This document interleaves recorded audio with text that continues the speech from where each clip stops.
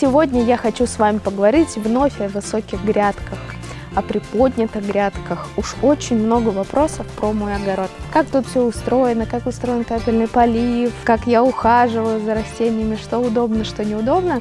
Давайте во всем разбираться.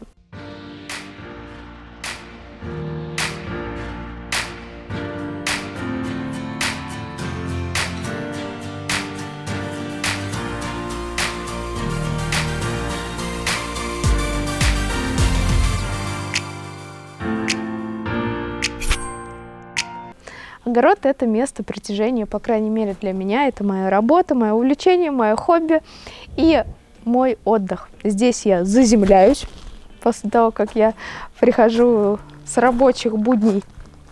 И здесь я действительно провожу много времени. Классный получился огород. На огороде я работаю одна, без помощников, и делаю я все так, чтобы действительно справляться самой. У меня не растут сорняки ни в дорожках, не растут сорняки на грядках. Вот сейчас то, что есть единичные, так устроена природа. Чуть вы открыли грунт, тут же растут сорняки. Поэтому главное, моя подсказка для вас: всегда закрывайте почву, и сорняки расти не будут. Об этом сейчас поговорим поподробнее. Очень подробное видео уже есть о дорожках. Можете его посмотреть, кому интересно. Планировка, все это уже выложено мной не раз. Сейчас мы говорим именно о высоких грядках. Давайте вообще разберемся, что такое высокие грядки и приподнятые грядки. Это две большие разницы. Есть так называемые теплые грядки. Теплые грядки – это грядки, в которых добавлено много органики. И за счет того, что органика перерабатывается, они нагреваются, корневая система у растений нагревается, они быстрее растут. Раньше мы получаем урожай. Мои грядки не теплые, мои грядки именно приподнятые, так называемые просто высокие грядки. Но был у меня и первый вариант, был и второй вариант. Почему не сделала теплые грядки? Потому что органика не для всех растений хороша. Вот если вы делаете такие органические грядки, в первый год желательно сажать то, что любит у нас азот. Это может быть баклажан, это может быть огурец. Вот они тогда разойдутся, попрут. Томаты на такие грядки я бы не рекомендовала сажать. У меня здесь разные культуры. В одной грядке может расти и одно, и другое, и третье, и пятое, и десятое, поэтому здесь у меня замешан просто питательный грунт. Что же за питательный грунт у меня добавлен? Я покупала в больших мешках перлит и вермикулит, по-моему, на Озоне, прям вот в таких вот мешках из-под картошки. Решила сделать один раз и навсегда, чтобы был воздух, влагопроницаемый грунт, поэтому я добавляла прямо в грядки разрыхлитель. Да, возможно, это может показаться, что это дороговато, можете делать постепенно, не обязательно вот так вот делать, как я, но я сделала так, ни о чем не жалею. Также в качестве разрыхлителя и более легкого субстрата я добавляла торф. Торф добавляла Агробалт желтого цвета, он без минеральных удобрений. Бывает еще синий Агробалт, он с минералочкой. Выбирайте такой, какой желаете. У меня здесь вот такие органические грядки. И, конечно, я завозила плодородную почву, покупала где-то в Пензе, нашли машину, мне ее привезли. И вот это вот я все замешивала. Получилась очень рыхлая почва. Почва, которую я больше никогда не буду копать. Преимущество вообще приподнятых грядок, то, что вы забываете о перекопках. Вот так вот грядки вышли у меня из зимы, вот можно видеть, смотрите, какая рыхлая почва, ничего не слежалось, никто по ним не ходит. Вообще просто прекрасный грунт. И так будет всегда. Будет даже лучше, потому что с каждым годом я улучшаю структуру этой почвы. Как я улучшаю? Я сажаю сидираты и проливаю биофунгицидами, бактериями, которые помогают разлагать органику. Что такое органика и как она попадает? Это вот корневая система от тех же сидиратов, от культурных растений. Ничего не достаю, все отлично перегнивает, главное вовремя проливать. И будет у вас такая же красота, рыхлая, вообще замечательная почва. Хочу обратить ваше внимание, никаких навозов я не добавляю, потому что навоз – это нитраты, вы все боитесь нитратных овощей, а потом бахаете этот навоз, кто-то даже не перепревший. В навозе очень часто у нас гельминты, у нас не перепревают некоторые насекомые, вредители, там, ой, что только не завозят в свои грядки, сами создают себе такой вообще урожай на букву «Г». И говорят, что у нас продают очень нитратные овощи, а когда делаешь замер, понимаешь, что твои овощи намного хуже. Прошли те времена, когда выращивали на навозе.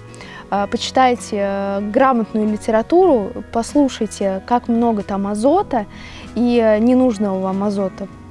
Оставьте эти удобрения кому-нибудь другому. Если уж использовать какие-то удобрения в виде навоза, то это только хорошо перепревшая конская подстилка, и то не в грядке, вот куда-то под многолетние растения, под плодовые деревья, под кустарники, чтобы это постепенно все усваивалось. На грядке не надо. Хотите большой урожай томатов? Будьте осторожны, а потом томаты жиреют, плоды у нас маленькие, белая серединка, у томатов на разрезе. От чего потом белая серединка? Ну, наверное, сорт плохой. Это не сорт, это недостаток калия. Недостаток калия бывает, когда очень много азота. А азот – это ваш любименький навоз. Все с составом грунта определились. Я, кстати, давала цены на эти грядки. Они у меня получились довольно-таки бюджетные. Они сделаны у меня из дерева, покрашены пропиткой. Вот наполнение у меня даже получилось дороже. Но я об этом не жалею. Я еще раз говорю, я делаю один раз и дальше только улучшаю структуру. И стараюсь всегда грядки держать накрытыми. Что значит накрытыми? Это либо под укрывным материалом, либо я сею сидираты. Вот смотрите, вот тут не посеяла сидираты и ничем не укрыла. То есть у меня там осенью были засажены сидираты, а весной я это не сделала, поленилась. Сейчас вот придется дергать сорняки. Не допускайте моих ошибок. Лучше все под укрывным будет. Под укрывным прекрасная структура почвы. Настолько она рыхлая, я миллион раз показывала, когда вы изначально делаете хорошую почву, она и под укрывным прекрасно себя показывает. Теперь наши грядки обязательно проливаем биофунгицидом. Что такое биофунгицид? Это живые бактерии, которые предотвращают все корневые гнили и заболевания. Если вы немного знакомы с растениями, нас посещает пироноспороз, фитофтороз, это всякие бяки, грибные споры, которые размножаются. И все это идет из грунта. Чтобы не заразить наши растения, хорошенечко поливаем почву. И для того, чтобы органика хорошо растворялась, мы тоже проливаем биофунгицид. 50 мл стимулятора, 50 мл биогрунта на лейку 10 литров воды. Как делаю я? Я беру большую бочку, ставлю ее сюда в огород, наливаю воды, хорошенечко прогреваю на солнце, потому что бактерии работают, когда у нас тепло, когда температура выше 10 градусов, и водичку желательно хорошо подогреть. Можно даже пару чайников туда вскипятить, чтобы была такая хорошая теплая вода. Заливаю туда сразу флакон биогрунта, биостимулятора и погружной насос, и все грядочки хорошо проливаю.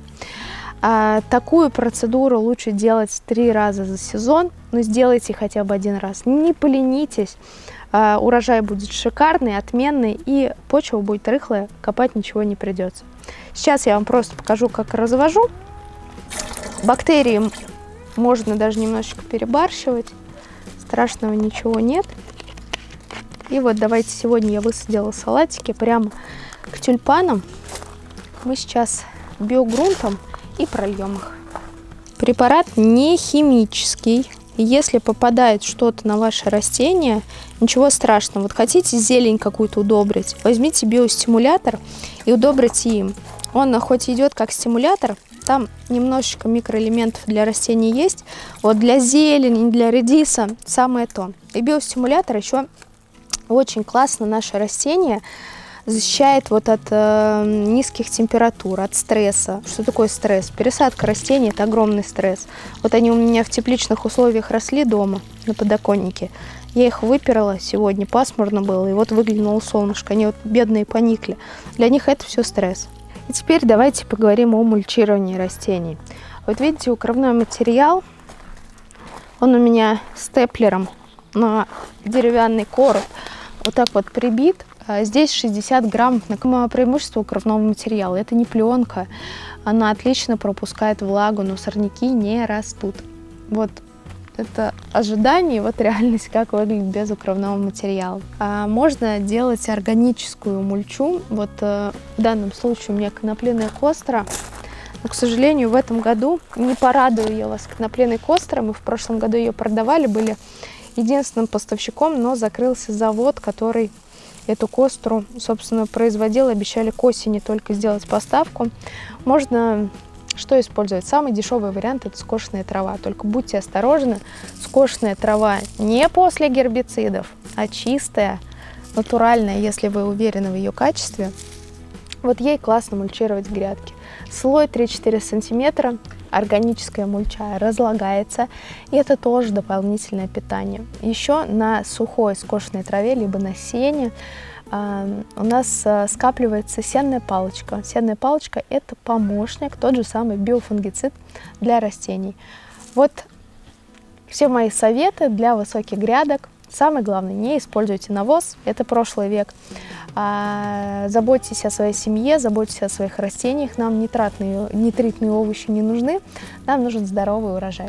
Делайте себе удобство, делайте себе простоту.